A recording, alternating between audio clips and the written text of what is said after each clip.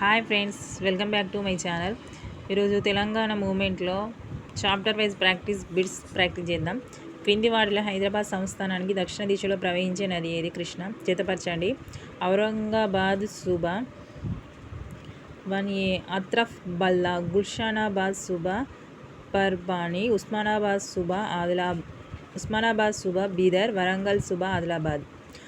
కానూన్ చా ముబారిక్ సంస్కరణలో ప్రవేశపెట్టిన పాలకుడు ఎవరు? మీర్ మహబూబ్ అలీ ఖాన్. హైదరాబాద్ సంస్థానంలోకి గోదావరి నది ఏ ప్రాంతంలోకి ప్రవహించింది? ఔరంగాబాద్, కుల్తాంబ.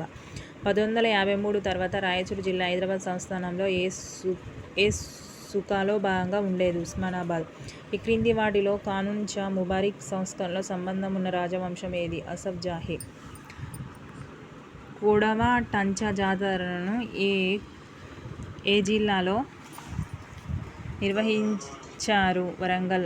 మొదటి సాలార్జంగ్ పాలనా కాలంలో జామియాత్ ఈ జిల్లాదారి విధి ఏమిటి? శాంతి భద్రతలు. ఎవరి పాలనా కాలంలో ఉర్దూను అధికార భాషగా గుర్తించారు? రెండో సాలార్జంగ్. కింది వాటిలో నాన్ముస్లింలకు మద్దతు తెలిపిన పత్రిక ఏది? ఇలాహీ బక్ష్.